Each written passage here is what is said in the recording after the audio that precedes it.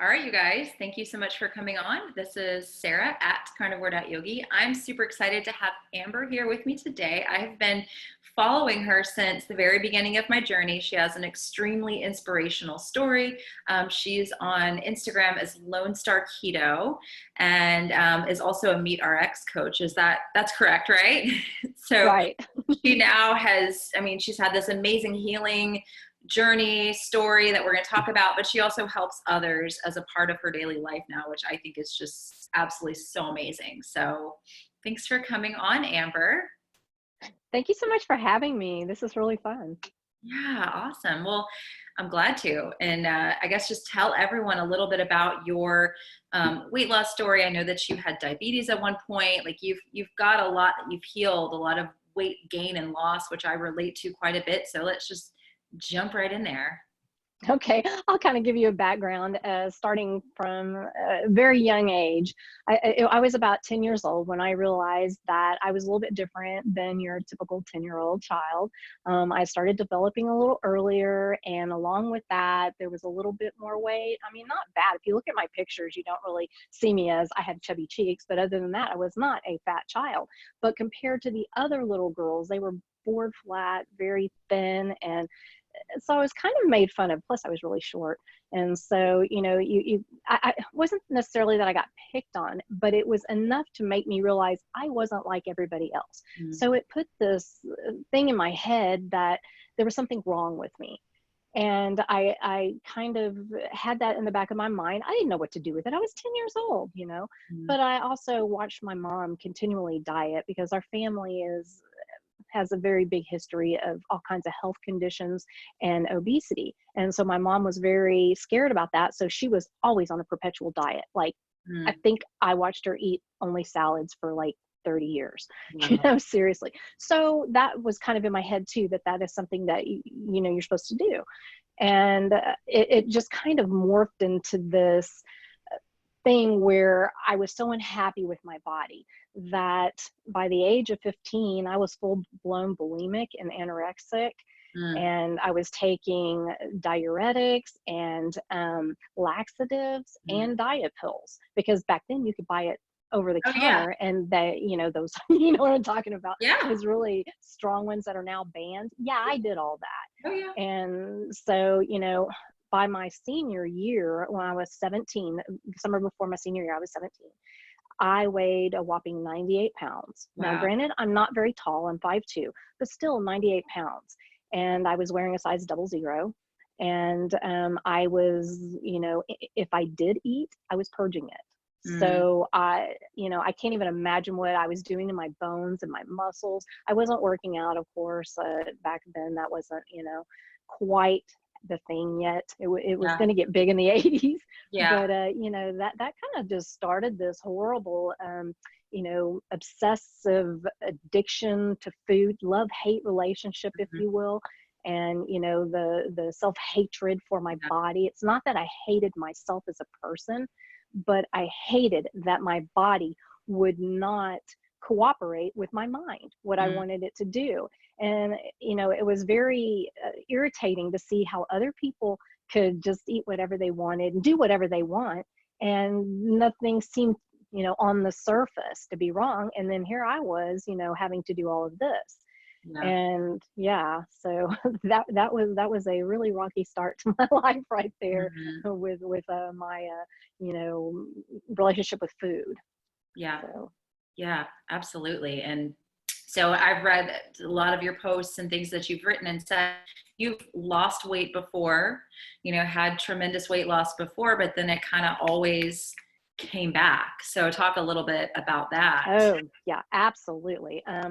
I lost 80 to 100 pounds four times, Wow. See, I thought I was a three winner with 3 times. four times. You win. Yeah. and the first three times I lost that much weight by doing the typical calorie restriction, Weight Watchers, And Same. I was a big advocate for it. You know, it's balanced. It's so balanced. It's the best diet. It's balance, balance, balance, balance. Yeah. You know, Uh-huh. and that word, you know, Oh you know yeah. what I'm talking about. Oh yeah. And so I believe that I was doing what was right. And I lost the weight. Absolutely. I have, you know, this crazy willpower. There's no doubt about it. I can lose the weight. Not a problem. I'm not saying it's fun or easy, but I can do it. Yeah. Obviously, 4 times. But then I would start to freak when I would hit my maintenance mode because I knew I Mm, could not continue with that diet. I knew it in my head. I yeah. kept denying it and, you know, thinking this time will be different. Right. Duh. And so you know, it just made me very apprehensive. And sure enough, you know, self-fulfilling prophecy, I would gain the weight back. Yeah. And some of the times more. Um, and then I would do it all over again because obviously it was something I did wrong. It Yeah. was not the diet, it was me. And so I had to fix that there, you know, and so I would become more angry with myself and more angry with my body. And, you know, then I'd lose the weight again. And then, and in between those big weight losses, I was doing every other diet you can possibly imagine. But then again, I did from a, you know, pretty young age anyway. And, you know, the Jenny Craig, I even did at the age of, I wasn't even 16 yet, I did a medical supervised diet where Mm, you actually went in and, you know, you had your blood tested, you had, you know, blood pressure and all this kind of stuff. And they put you on a very specific, very strict diet. mm. And my boyfriend at the time, which is now my husband, he actually paid for that. Oh wow. And I got my dad to sign for it because I knew my mom would not. So because, you know, I was young. And so, I mean, at that age, I was doing a medical supervised diet. That's how Mhm. crazy this was. And then, of course, I've done the Slim Fast and what are those shakes? The no, you know, those different shakes. There's so many of them. I've lost Yeah, track. I've tried so many of them. Herbalife. I did Herbalife. Herbalife. Okay. Yeah. And I admit they were yummy, but oh my God, I was hungry like, you know, 30 minutes later. Yeah. Anyway, these diets did not work. So Mm. I would lose, you know, 20 pounds, 30 pounds, and I'd gain 50, and then I'd lose another 20, 30, I'd gain 60. And then, you know, I had these big weight losses.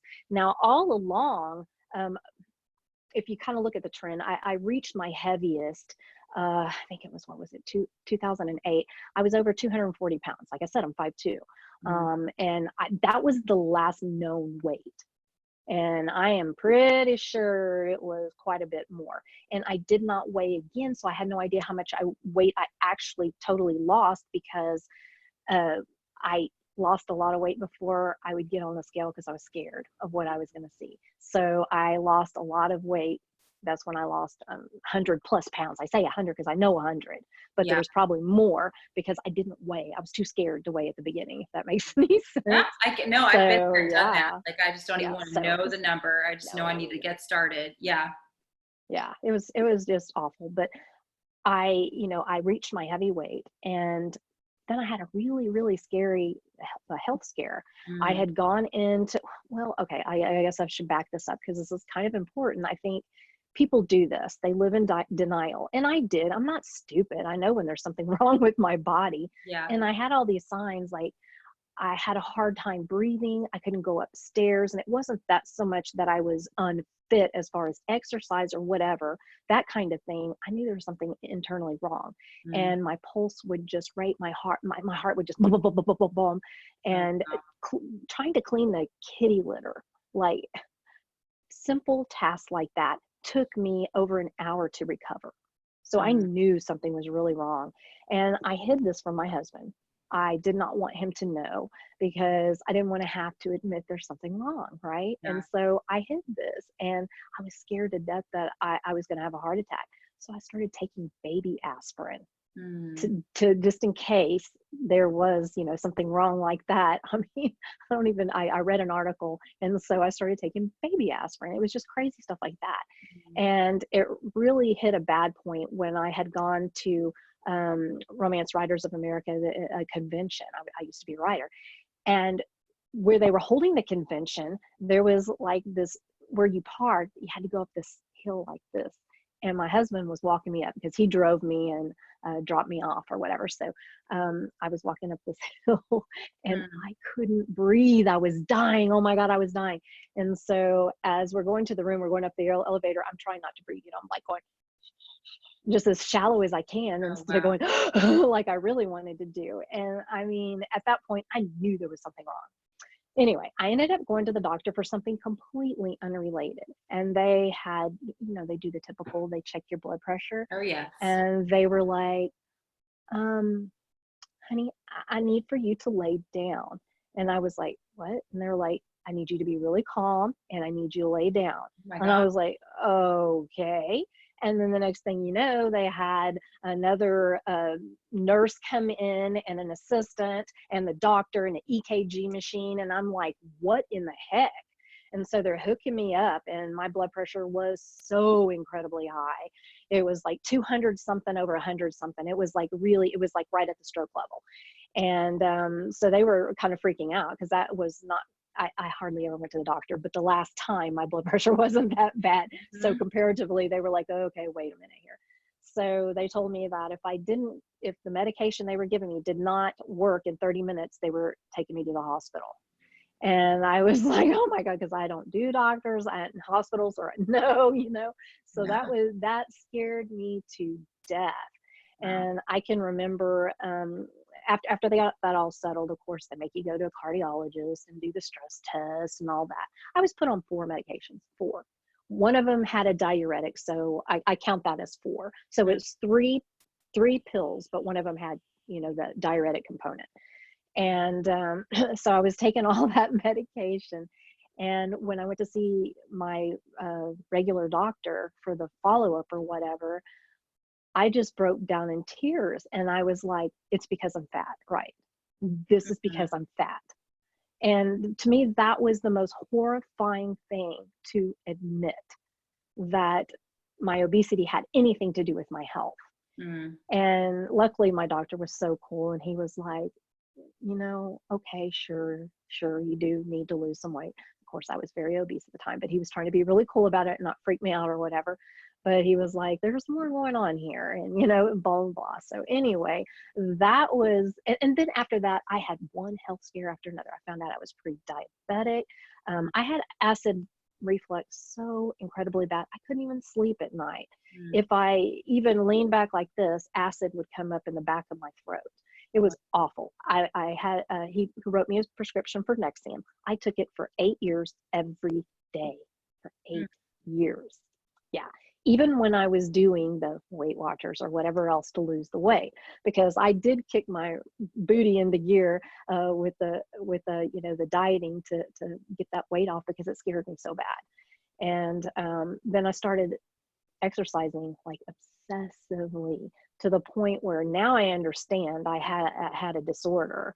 I Mhm. had that anorexia athletica. Now they have a name for it, Yeah. but I was exercising 6 days a week from 2 to 5 hours every day. Wow. And it was, you name it, I did it. I did body pump, I did free weights, I did Zumba, I did you name it. I did back-to-back classes. I went to 4 different gyms to get all my classes. I Wow. traveled constantly. And that was my job all day long. That's what I did. And Mm. that's kind of partly why my writing went, because I was so busy, obsessing over that. Yeah. And, yeah. So that's kind of pretty much where I did. Like I said, I lost the weight and I started to gain a little bit. And then I would catch myself after, this big health scare. I caught myself. And then I would lose again. And then I would start to rise again, but never quite getting it. Mhm. So when I started keto, I was already not at my heaviest. I think I was like 180 something.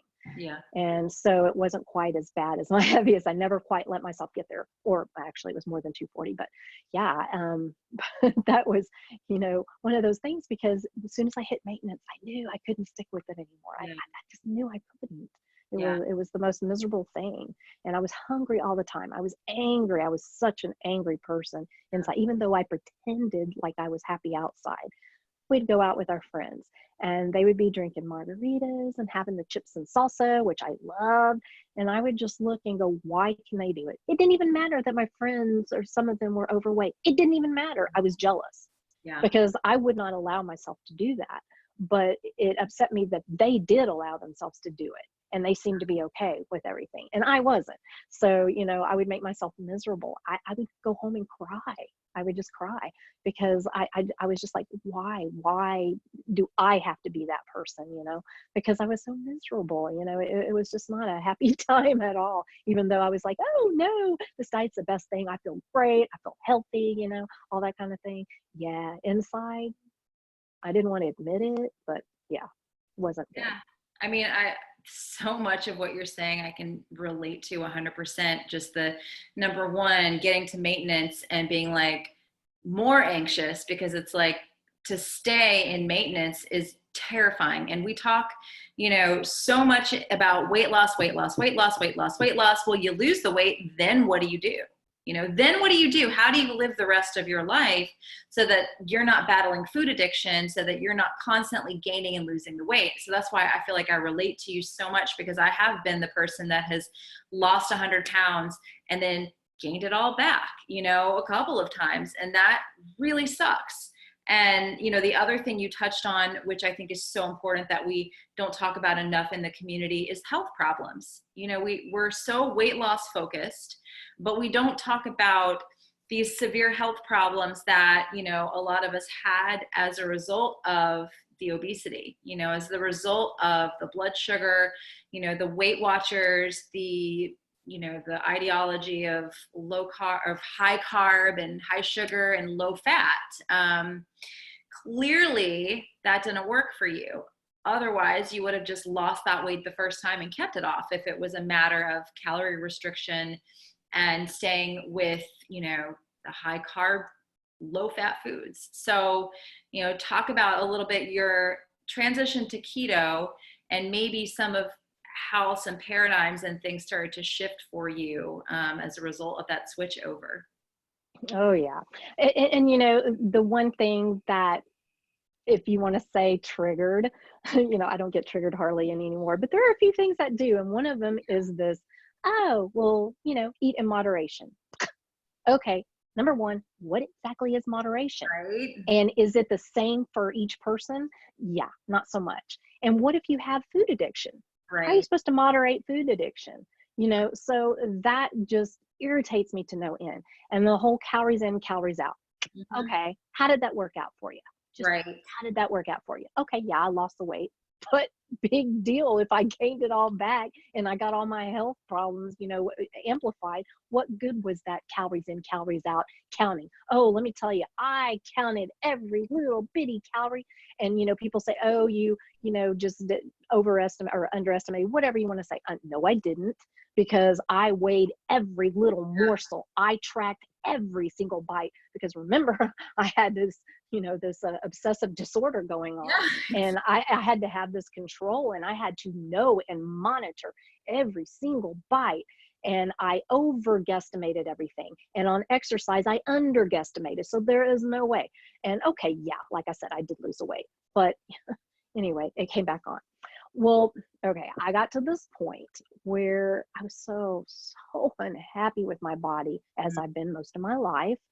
And my daughter had told me that a friend of hers was selling this product, like your typical Herbalife or whatever kind of thing. Yeah.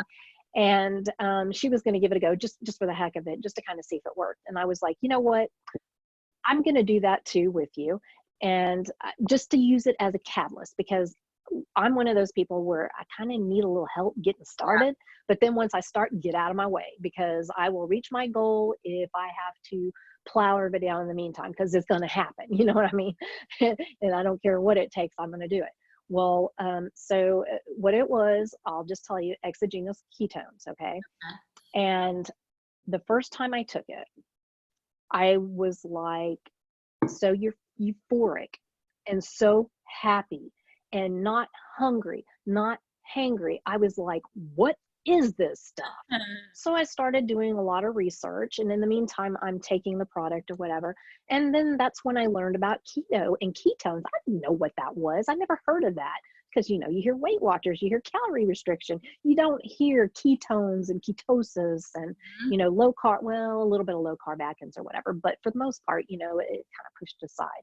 And so I had no idea, but this product made me feel so incredibly awesome Mm. that it made me go out and research this wonderful thing. And then I learned that you can do this yourself. You can produce the ketones yourself and get the same effect. And so the product kind of allowed me to kind of uh, not have those cravings and stuff. So when I started giving up carbs, it didn't matter. I didn't care. I could care less. Mm. And then next thing you know, I'm doing it on my own. I am doing it on my own. It's a piece of cake, and I am so happy. I looked at my husband and I said, I can do this the rest of my life. Love And it. he looked at me and he was like, whoa, because, you know, he could tell the difference in my, you know, attitude and, you know, the joy of being on this diet. I was actually enjoying being on this diet. I have never enjoyed a diet ever, ever, ever. And so, you know, for this to be a diet or whatever. And you know, I just started researching. And the more I learned, the more excited I got about it. And I was like, why does nobody know this? Why is this not out there? Why? You know, if this makes such a huge difference. I mean, I was dropping weight and not even trying. And I was able to pretty quickly go from, instead of eating 6 little meals a day, like you're told to do, to eating one meal a day. OMAD, one meal, because I was not hungry, but that was on keto. And that to me was so amazing because then I didn't have to focus my whole day on food I because love I was a food addict and I was obsessed about food. I mean, when on the diets before, I would eat and then I would start thinking about my next meal. Well, when I was keto, I didn't care. it. And, you know, when I started keto, I did the treats, I did the fat bombs, I did all that stuff. I did the recipes to duplicate what I used to love. And number one, it was fun. Number two, I'm a creative person. Number three, I like recipes. So I even started a keto recipe website, which I still have up, and I still very much believe in it.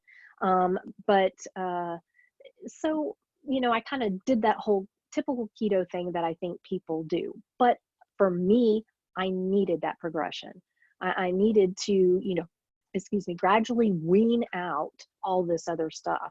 And by the end of keto, when I had, before I transitioned to carnivore, um, I had weeded out the treats. I had weeded out most of the sweeteners and, you know, all that kind of stuff. And so it was, when I did go carnivore, it was super easy because I was basically carnivore already, just not the red meat because, you know, oh my goodness, red meat now, you eat chicken, right? And you Yeah, eat white, you know, right. Fat fatless free. chicken. Yeah. Yes, everything fat free, which I was still in my head doing on keto because that was so ingrained. And so that kind of took me right up to keto into carnivore. Wow. And so with keto, I mean, you had so many amazing health benefits, and I want people to hear that too, because, you know, I don't think everyone necessarily has to go full on carnivore in order to achieve their health goals. I think it's a tool that people can utilize. And it sounds like keto did so many amazing things for you. But talk a little bit about that transition into carnivore, and maybe some of the other benefits that you experienced once you transitioned into carnivore. Yeah, absolutely. Okay, I'll tell you what I kind of improved while on keto. I lost the weight. I lost like, I don't know, 70, just right under 80 pounds. I had zero acid reflux. I was off medication for that, off the Nexium after taking it for 8 years. I have zero indigestion. That was huge, acid reflux.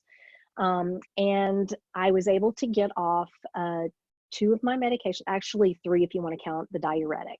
So I was only left with 1 pill, valsartan, a small dose with no diuretic. That was what I was left with. And then what else did I say improved? Oh, my rosacea. Yes. It had started to improve. It was looking tons better, but it was still there. And rosacea for me was something that, I mean, of course, obesity, that's, that's horrible, embarrassing, right? But then to have, this blazing face that people Mhm. are always like, oh, wow, where were you to get a sunburn, in Oh the middle of God. winter? And I'm like, yeah, no. And then I started having these little spider veins coming out of my nose like an alcoholic. Oh wow. And I had started getting these little tiny, tiny little, almost like acne bumps, little tiny, but they itched and they burned. And so the rosacea was just this horrible thing on top of being obese. I mean, like I really wanted to go out. Number one, I look like crap in clothes. And then I had this face that even makeup couldn't hide all the red. And if it got rubbed off on my nose, it would be like Rudolph, me, it was just awful. So I didn't want to go out anywhere. I didn't want to dress up. I didn't, so my emotional and my mental was way, way, way bad. But on keto, because of the weight loss, the rosacea going down, feeling better, just overall feeling better, started feeling a little more confident, started feeling more energy, all that kind of thing really made me, just want to, yay, life, And so I actually started living life. I started dressing up. I started wearing jewelry. I started wearing makeup again. I started caring about what I look like. I started going out dancing on the weekends with my husband. And that is something I would have never done. I would have never had the confidence because I'd be worried about, oh God, who's that fat chick on the floor, that Mhm. kind of thing. And so, it's just so fun. And okay, so that's kind of what cleared up on keto. But I still had a few things. I had that one blood pressure medication I was on, Mhm. and I still had the rosacea. Now, I thought that my digestive issues were so much better on keto that there wasn't any issue there. I thought that was normal. I guess I should back up and say that since I was a little kid, I'm talking a little kid, I had issues, stomach issues. I mean, I even had to have drink that chalky stuff and look Mhm. and see what's inside. It was a mess. But I had constipation, I had bloating, I had pain so bad that sometimes it would knock me to my knees. And like I said, from a little kid, but I was a little kid who loved vegetables, and I would rather have vegetables than anything. I even ate a can of spinach for breakfast when I was a kid. So I ate a lot of vegetables and I really liked them. I was never vegetarian per se, but I was very close to probably doing that. Anyway, okay. So fast forward to keto, things improved so much. I thought, that's what you must feel like. Awesome. And I transitioned to carnivore. And in the first week, I was like, what is this? What is this digestion thing? I had zero gas, zero bloating, no constipation, no nothing. It was the most incredible thing. And to me, that was shocking. I don't know why, but it was shocking. I kind of knew that I had an issue with added fiber because I knew like flax seeds and stuff like that gave me great pain. And Yeah. so I kind of knew, but I never thought about the fiber in vegetables and stuff, right? So I thought that was good. You're supposed to eat that. You need that. It's just the added stuff like flax and, you know, all that kind of stuff. But anyway, so within that first week, I was like, holy cow, this is like the most awesome thing ever. If nothing else, because of how wonderful I felt, I never want to eat another vegetable. They don't appeal to me. I look at them as little green clumps of pain. It's like, after you realize how good you can feel, or me personally, I won't speak for everybody, but it was the most amazing thing. And so that was a very shocking benefit of carnivore for me. I don't, like, again, I don't know why that was so shocking to me, but it was. And this month, actually, I'll be a year carnivore. Yeah. And it has taken me, the 2 years of keto and almost a full year of carnivore to start really seeing a difference in my rosacea. Mm. So, I just have to caution people that, they think, oh, I'm going to go carnivore and all my rosacea is going to be gone, or my skin issues, whatever it is, psoriasis, whatever. Well, it doesn't necessarily work that way. Sometimes you have a lot of healing to do, Yeah. and you have to, give it a go. But if you look at it this way, this is supposed to be a lifestyle. You number one, why would you want to go back to eating that stuff that caused you so much pain? Hmm. You know, why? It doesn't interest me anymore. And, and then to get the same effects that you had before you ever started it, why would you want to do that? Yeah. So, stick with it and just let it do its thing, because skin issues are kind of tricky. They're kind of one of those things you got to really give it time, but it is worth it. All I can tell you is, when I look in the mirror now, I'm not like, oh God, how much makeup do I have to put on today? Oh God, let me go check the mirror to make sure Rudolph is not showing through. It Yeah. was just so bad. Yeah. And what's the other, the digestion? Oh, the blood pressure medication. Oh, the last one. Yeah, yes, I am medication free. Zero meds, zero supplements. Now, Yeah. I'm not saying I may not ever take a supplement, because you never know. Right. But for right now, I'm taking nothing, zero, nada. My food is my medicine. My food is my supplement.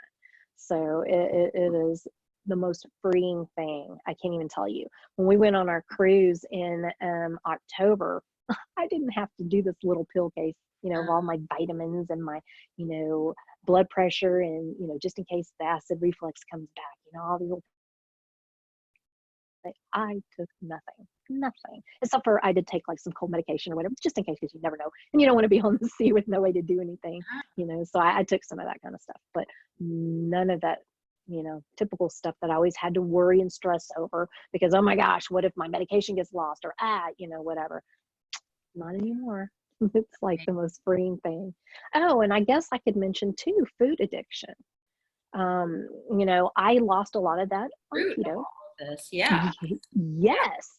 Yeah. And it it is gradually through this process from going, low carb keto to carnivore, it has really given me the opportunity to kind of break away and look at food as a different thing. Like I said, now I look at fruits and vegetables as something that gives me pain. Now, I'm not trying to badmouth fruits and vegetables, but for me, it's not good.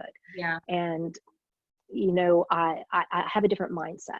I now look at something as, it's not that I can't have it, I don't want it. Yeah. It's not worth it to me. Now, I'm not saying that I've never done anything bad, because, the little cruise I mentioned, there are certain things that I do allow, but I fully understand the consequences. And I'm not one of those people who it's detrimental to, stick, so closely to the diet that, bad things will happen. I may have some consequences, but they're not severe, and there's nothing I can't get right back to. Yeah. And so I do allow that. I'm not saying I'm perfect, because I'm not, but for the most part, the addiction. And for me, I don't know about you, but that is like one of the most freeing, most awesome feelings ever. And Yeah. people don't understand that. Those that have been so, who don't really care about food, or they say they don't care about food. But if you spend every waking moment, and then as soon as you wake up, you're thinking of food, they don't get it. They don't get it. And, and then when you've had to, watch every bite you eat, it becomes, such a thing in your head. Yeah. And so to be free of that, it's wonderful. And as much as I loved keto, the part I didn't, after a while, at first, I admit, because I was a control freak and I still had some issues, I enjoyed the tracking, to watch everything and measuring, but then I got old, Yeah. and when I went to carnivore, it was kind of an interesting thing, because I was like, you don't have to worry about macros, you don't have to, watch every little thing. Okay, this is I'm not really sure what to do with this. So it was an adjustment period, but it feels so good Yeah. to just not have to worry about it anymore. It's just, pretty simple. Yeah. And because I'm not so worried about the, food addiction, or, the obsessiveness with food, I'm not so worried about overeating or anything like that. Because number one, for me, I can't overeat meat. Some people claim they can. I can't. Yeah. And so, it's just like, it's got its automatic little turn off point, and then bam, you're done. Yep. Easy. I love it. I love it. It's so wonderful. And now you've transitioned into coaching and helping others. Let's talk about that just a little bit as well. Yes. After, like I mentioned before, when I was on keto, and I understood this amazing thing that was so incredibly easy and pleasant compared to all the years, Mm. 30 whatever years it was, actually it was 40 years of, this miserable existence. I wanted to get that word out. So I became a keto advocate, and I tried to get the word out as best I could. And then once I realized the benefits of carnivore, I was like, yeah, I am definitely going to advocate for that too. I mean, I advocate for both. Don't, to me, carnivore is an extension of keto. So it's, I saying I advocate for keto is the same as carnivore, but I had the opportunity to become a carnivore coach through MeatRx, and I jumped on it. My husband was even like, go for it. Because I was seriously considering going through one of those functional medicine kind of type, becoming I don't, not a dietitian, but uh, Yeah. something like that. I was really looking into that. My husband said, you know what, if that's what you need to do, let's do it. And then I came across that and I said, you know what, let me do this first and let me see if this is something I really enjoy. Yeah. And I love it Oh, because you get to talk with people and they get to have, some light bulb moments like you did, yeah. and then they're like, what?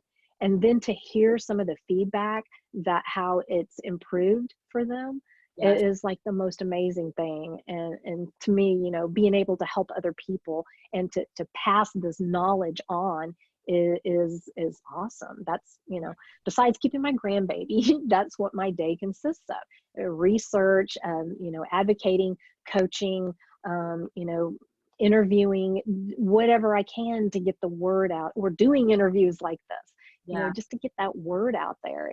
I think it's so important because it's becoming more mainstream, at least keto is a little bit. Yeah. And it's, but, like, I'm sure you saw the doctors with Paul Saladino and how that went down.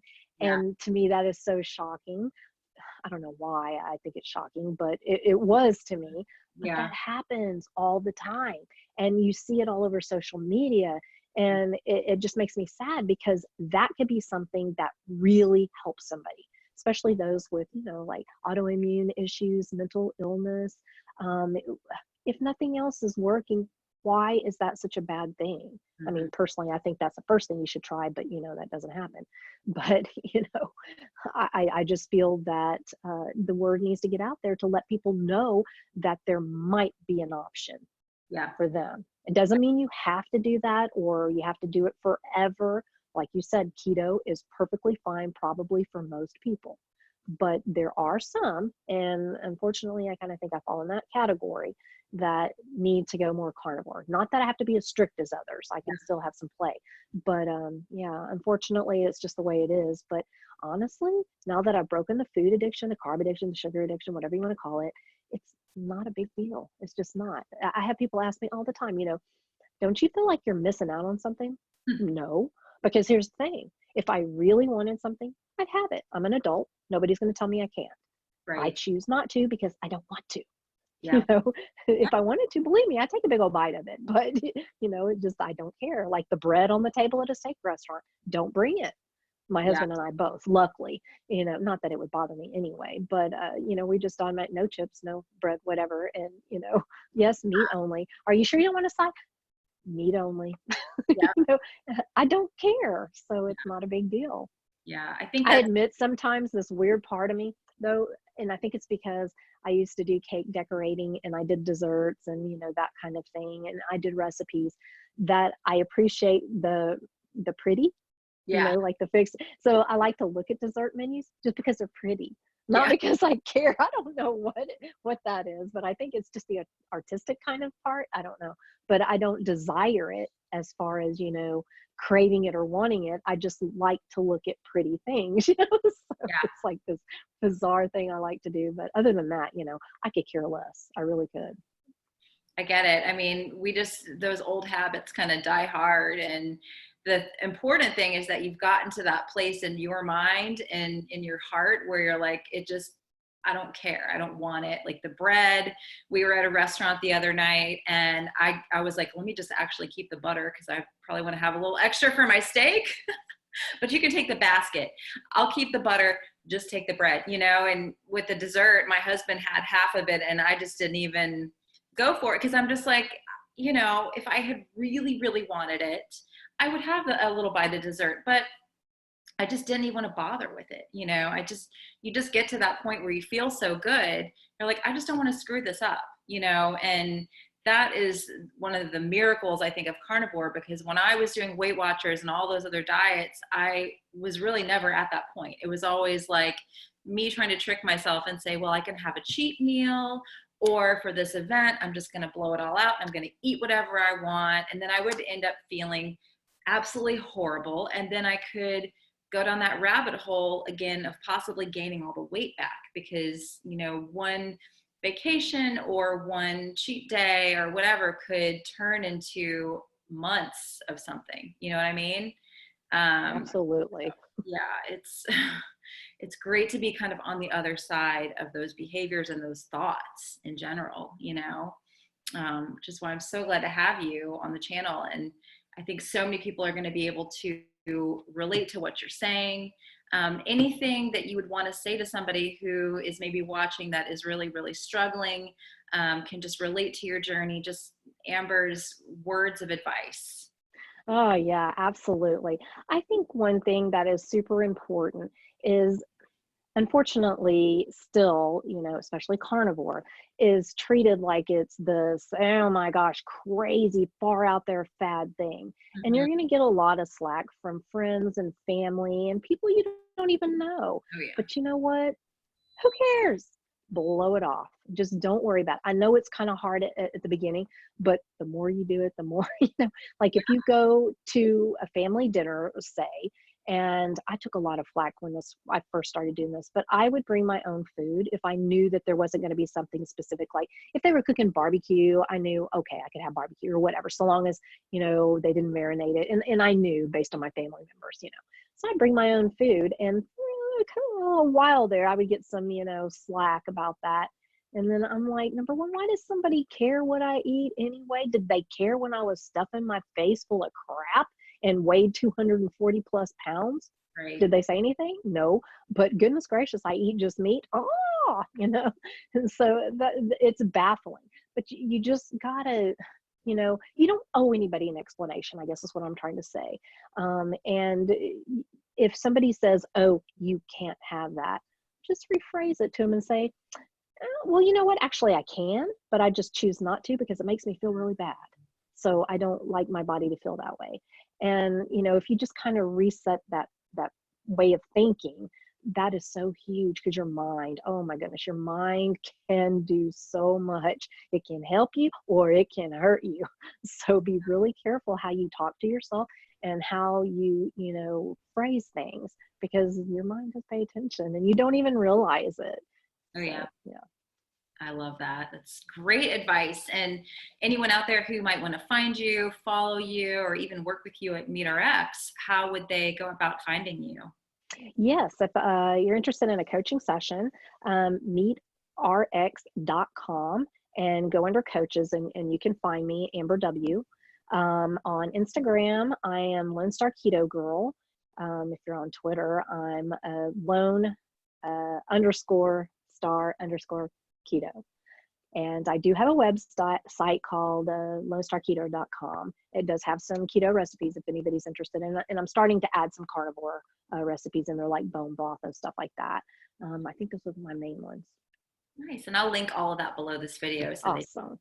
pop the information section down and go right to it and find you. So yeah, well, this has been so amazing. And I know that this conversation is just really going to help so many people. So thank you again for coming on, taking time out of your schedule to chat with me.